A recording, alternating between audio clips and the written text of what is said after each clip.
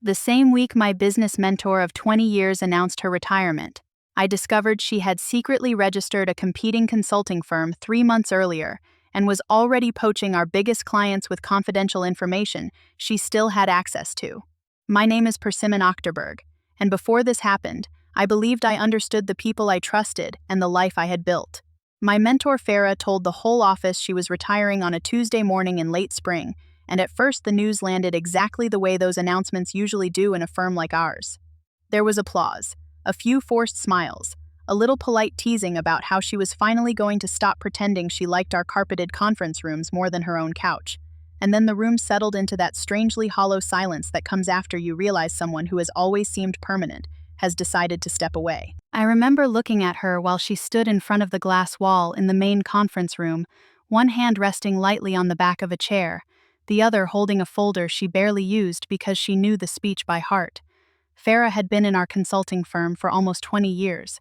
She had a reputation for sharp instincts, a frightening memory for client details, and an almost unnatural ability to calm people down when a project was going sideways. She was the person everyone wanted in a crisis, and the person younger staff hoped would notice them. For me, she had been more than a senior colleague.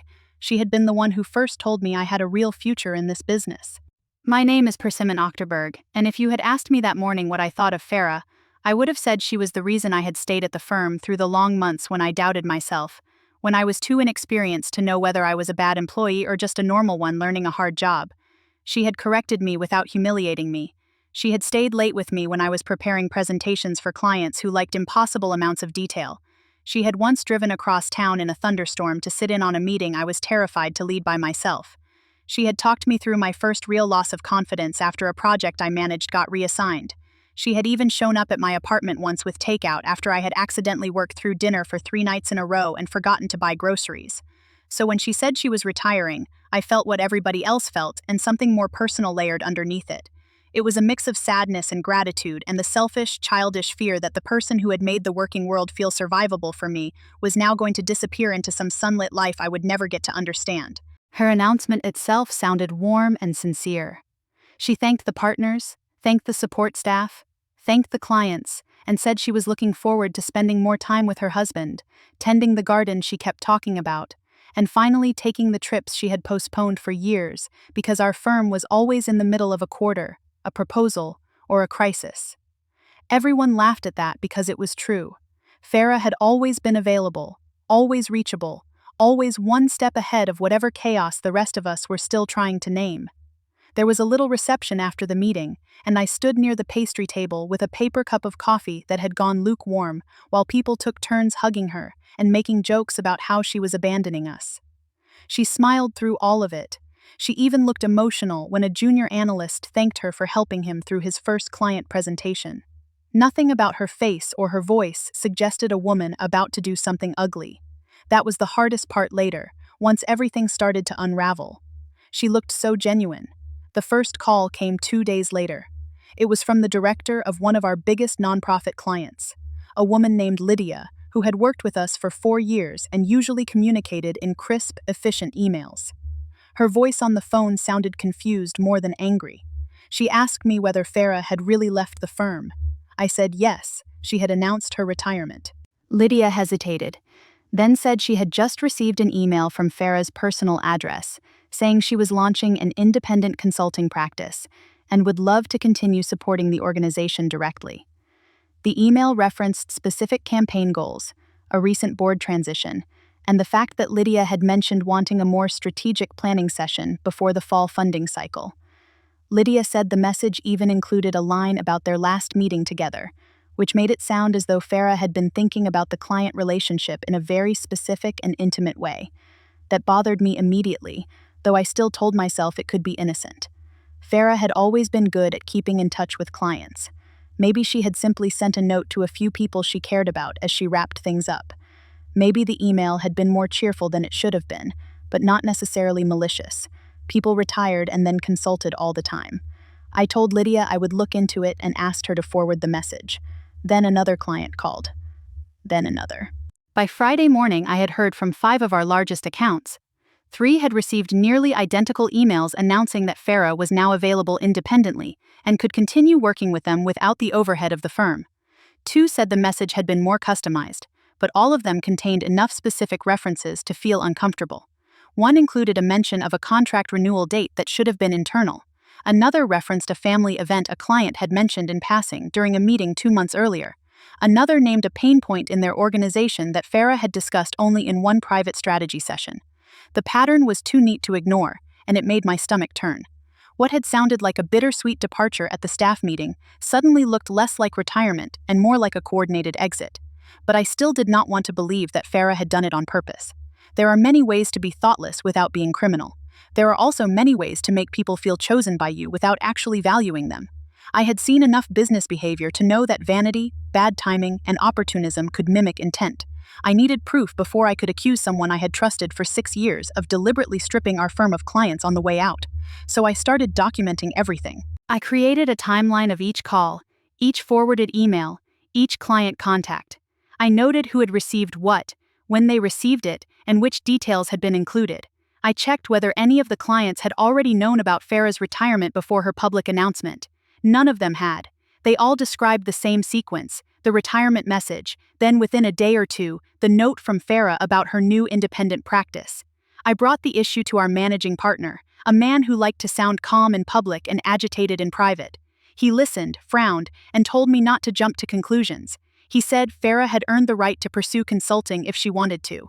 He said a lot of senior professionals kept relationships with clients after they left. He said we had to be careful not to turn a normal transition into a crisis. What he did not say was that he would help me get to the bottom of it. That stung more than I expected. Farrah had spent years teaching me how to handle power with grace, and there I was standing in front of someone whose first instinct was to smooth the whole thing over because conflict was inconvenient. I left his office with my cheeks burning and my mind more determined than before. I called an attorney that evening, a woman named Priscilla Nakamura whom I had met at a business association event the previous year.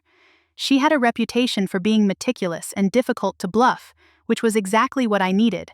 I explained the situation as neutrally as I could. I did not accuse Farrah of anything directly.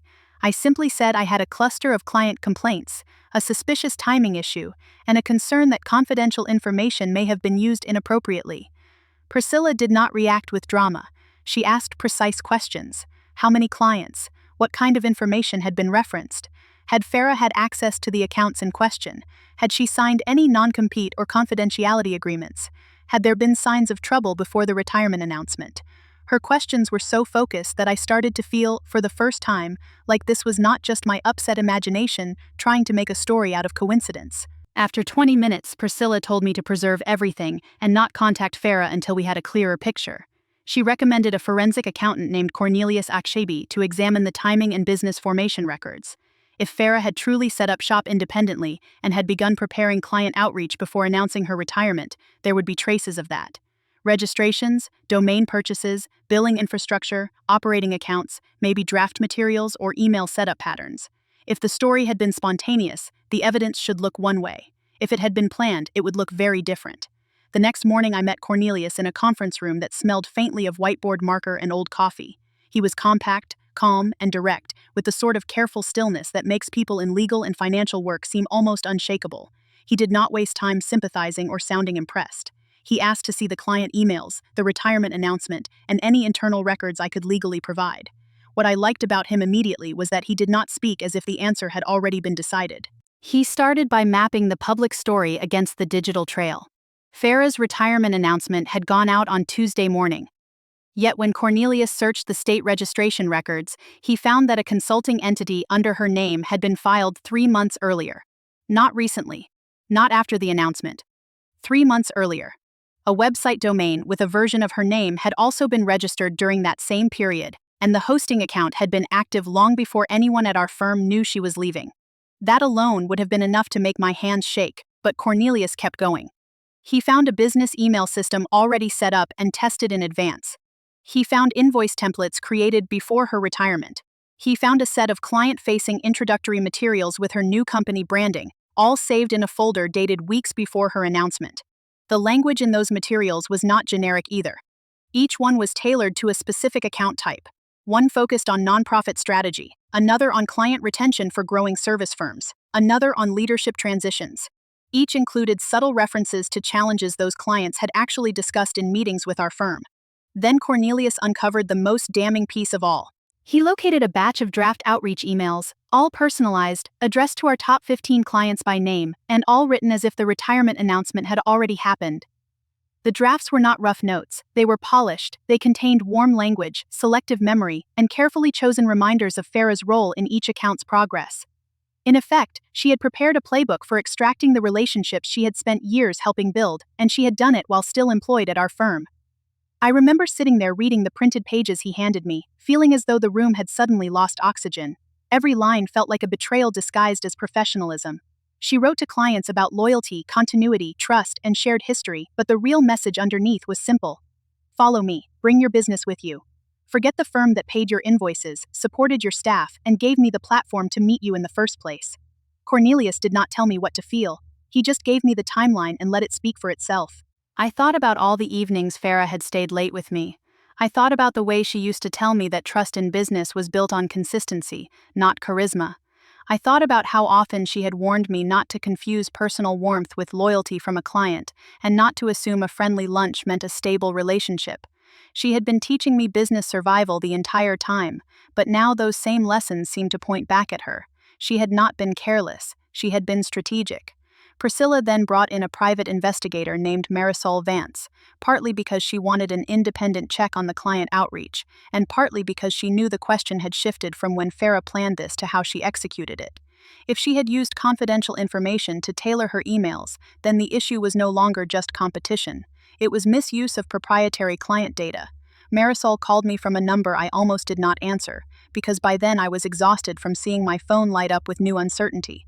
She spoke with a brisk, practical energy that I found reassuring. She wanted to know what systems Farrah had access to, what account histories she might have known, whether she had been involved in high-level strategy calls, and whether she had ever used personal details in client communications in a way that seemed unusually specific. The answer to that last question was yes, although before this I had never thought much of it. Farrah was one of those people who remembered everything. She remembered a client's son's college choice, a board member's surgery, a spouse's new job, the anniversary of a nonprofit's founding, the exact wording a client had used to describe a problem 3 meetings ago. She was exceptional at making people feel seen. That talent had always seemed like a gift. Now it looked like a weapon. Marisol began cross-checking the emails against internal records and meeting notes. What she found was worse than simple opportunism. Farrah's messages referenced details that had never been public. She had used a confidential account history note about one client's expansion timeline. She had referenced a private concern another client had disclosed in a strategy session and then never repeated outside our team. She had mentioned a family circumstance that a board chair had only told our firm because it affected scheduling for a major event. These were not random guesses. They were tailored hooks, chosen because they would make the clients feel that Farrah knew them better than anyone else, which, in a sick way, she probably did. The days that followed were some of the longest of my career. Our firm was not collapsing, but it was bleeding in a way that only people inside the walls could fully see. Clients were uneasy. Staff were whispering. My inbox filled with anxious messages from account teams asking whether they should reassure people, stay quiet, or escalate the issue. One junior colleague came to my desk in tears because she had spent 3 years working on one account and now believed it might leave with Farrah because she had always assumed the mentor everyone admired would never do something like this. I did not have an answer for her. I spent those weeks in a kind of double life. During the day, I was trying to keep clients calm, preserve relationships, and prevent a panic spiral. At night, I was combing through calendars, notes, records, and email threads. I called clients to thank them for staying in contact and to remind them that our team remained committed to their work. I avoided saying anything that would sound like gossip or accusation. I did not want to poison the situation with rumor when evidence was still being assembled, but each polite conversation carried an undercurrent of fear. Would they stay because they believed in the firm, or would they drift because Farrah had already become the face of their success? That question haunted me. I also had to face a less comfortable truth. Farrah had not built these client relationships alone. She had nurtured them over years of collaboration, and I had been part of that. I had sat in the meetings, I had taken the notes, I had followed up, I had helped deliver some of the wins that made those clients feel loyal to our team. Part of me resented the fact that Farrah seemed to believe she had the right to claim all of that as her personal property, simply because she had been the senior person in the room. But another part of me understood that to clients, especially the larger ones, the emotional center of the relationship often sits with the person who speaks most confidently and remembers most carefully. That understanding did not excuse her. It just made the betrayal more complicated. At one point, I asked Cornelius whether this kind of thing happened often. He did not say yes in a dramatic way. He simply told me that it happened enough for him to recognize the pattern. Senior employees or partners who announced retirement sometimes used the language of stepping away to lower suspicion while preparing to capture relationships for themselves. Retirement made the move look respectful, even noble, and that framing bought them a few precious days or weeks before the firm fully understood what was happening. By the time everyone caught on, the clients might already have heard the new pitch and begun emotionally transferring allegiance. That was the part that really angered me. She had used trust as camouflage. I wanted to confront her immediately, but Priscilla told me to wait until we had enough to make the conversation matter. She said that if Farrah was going to lie, she would likely lie more convincingly when cornered too early. Better to let the timeline harden first. Better to know exactly what questions to ask. Better to make sure she could not reframe the whole thing as a misunderstanding or a personal favorite being treated unfairly. So I waited, even though waiting felt like swallowing glass. During that time, I started noticing how differently people behaved around me. Some colleagues were supportive but careful. A few avoided the subject altogether. A partner I had once admired asked me in a tone too casual to be genuine whether I really thought Farrah meant harm or whether she had just been naive about optics. That phrase irritated me so much I had to grip my pen hard enough to keep from snapping it. Naive about optics, as if she had accidentally mailed a dozen tailored invitations to our most valuable clients while forgetting she was still on payroll. The answer arrived in a way that was almost too simple. One evening, after I had left the office and was sitting in my car trying to summon the energy to drive home, Farrah called me directly. I stared at her name on the screen for several seconds before answering. My pulse had already begun to accelerate. I did not know whether she was calling to apologize, to explain, or to test what I knew. Her voice was softer than usual. Too soft. She asked whether I had a minute. I told her I had one, which was technically true if I counted the 1 minute before I drove into traffic. She said she had heard some clients were upset and that she wanted to reassure me she had no intention of harming the firm. She said she had retired because she needed a different pace of life, but she also knew many of our clients personally and wanted to remain available in some capacity if they sought her out. Her tone was careful, measured, almost tender. At first she sounded like the same mentor who had always calmed me down. Then she started to over-explain. She said it had all happened quickly. She said clients had reached out to her on their own. She said she had not planned to take anything away from the firm. She said she was just responding to goodwill that already existed. She said people were making assumptions because they were emotional about change. Every sentence was a little too polished. So I asked her one question. I asked when she had registered her new business. There was a pause on the line, long enough for me to hear a faint background sound that might have been television or a refrigerator. Then she said she had been thinking about it for a while. That was not an answer. I asked her when she had started drafting the client emails. Another pause. Then her voice changed. The softness drained out of it. She asked who had told me that. I said the more relevant question was why she had personalized emails ready before she retired if this was all spontaneous. She did not deny it. She did what people do when the lie can no longer hold in its original form. She reframed. She told me the firm had failed to appreciate her. She told me she had carried too many accounts and too many crises for too long. She told me she had helped build relationships that the partners assumed belonged to the organization but that actually depended on her labor and judgment. She said she was not stealing anything that had not already been made possible by her work. That was the first honest thing she said, and it was also the most disturbing. I remember gripping the steering wheel and staring through the windshield at a parking lot light that had started to flicker on as evening settled. I asked her whether she had used confidential account notes to make the outreach more effective. She said she had only used her understanding of the clients. I asked whether she had checked her messages against internal records. She said clients liked being remembered, and perhaps the firm should not have made such a fuss about personalization. I asked whether she felt any guilt about planning all of it while still sitting in meetings with the same staff who trusted her. That was when she finally admitted the real reason. She said she had earned those relationships. She said the firm undervalued her. She said leadership had talked about succession for years without ever making a serious plan that reflected her contributions. She said retiring on her own terms was the first time in a long while she had felt in control.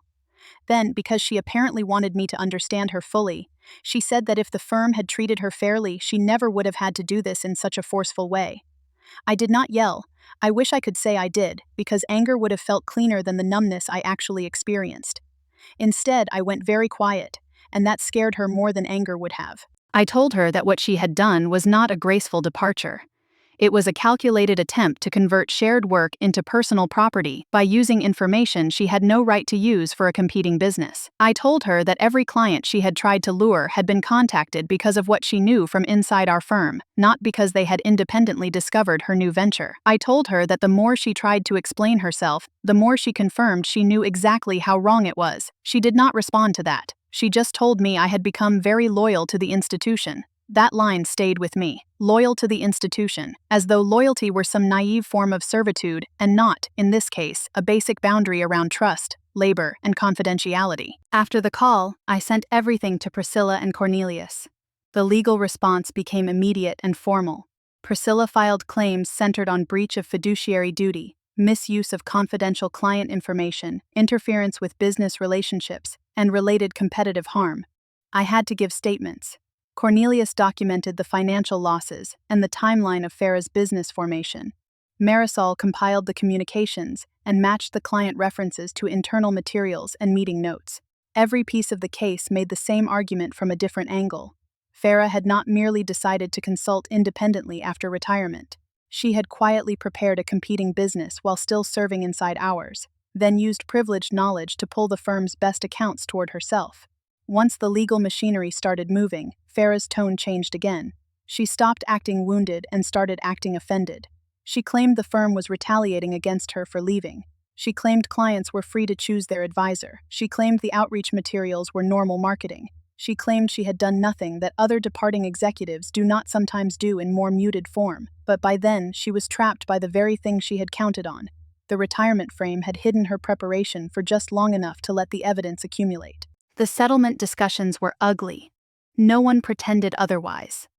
Farrah's side tried to soften the story by arguing that many of the clients had already favored her, that she had built deep personal trust with them, that there was no proprietary magic in knowing what matters to a client when you have spent years serving them.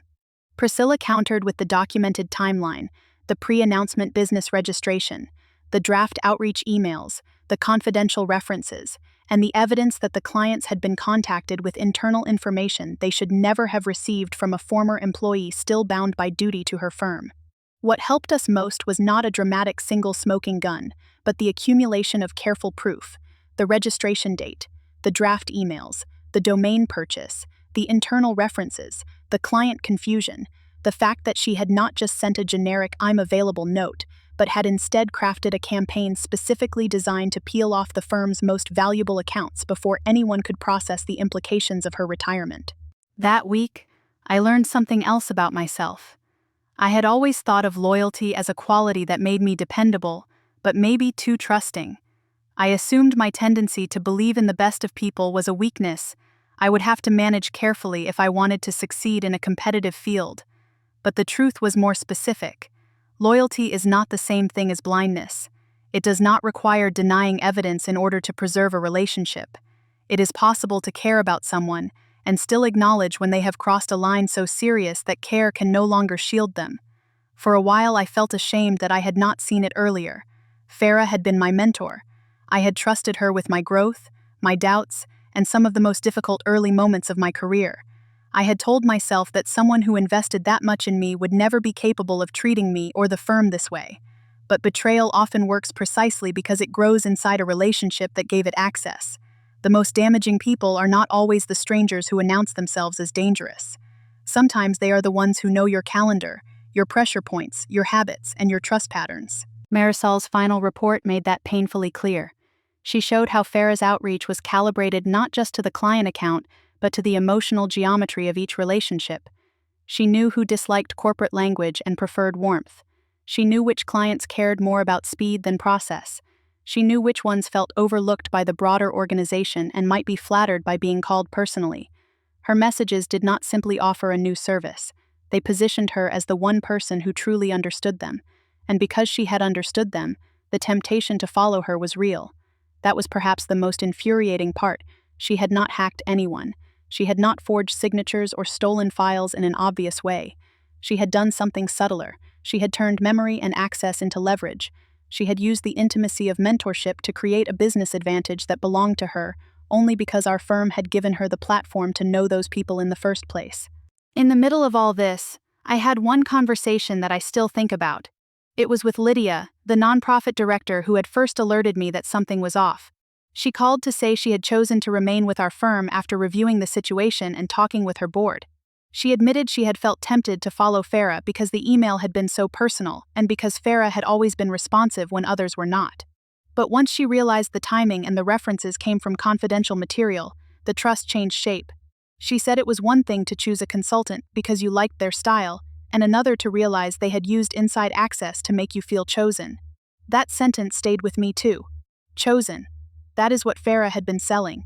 It was not just service, it was belonging. And now that I knew the truth, every warm gesture from the last 6 years had acquired a shadow. I began replaying old conversations in my head, wondering whether she had been building this exit all along or whether the idea had come to her gradually as she grew resentful of firm leadership. The answer was probably both. People rarely become this calculating in a single leap. Resentment accumulates, justification grows, a person tells themselves they deserve more, that the organization will never appreciate them properly, that taking what they built is simply a correction. By the time they finally act, they have already narrated the act to themselves as fairness. That does not make it less wrong. If anything, it makes it more dangerous, because self-justification is what lets people sleep after hurting the people who trusted them. The final settlement required Farrah to stop soliciting our remaining clients, compensate for the competitive harm caused by her coordinated departure, and turn over certain materials that had been improperly used in the process. It also sent a signal inside and outside the firm that retirement could not be used as a shield for a covert raid on client relationships. The outcome was not some cinematic courtroom takedown. It was more procedural than that, more paper than thunder. But it mattered. It established the pattern. It forced the firm to acknowledge that what had happened was not merely unfortunate optics or a smooth transition gone awkward. It was a deliberate misuse of trust. After the legal process settled into its slower rhythm, I had to deal with the practical aftermath.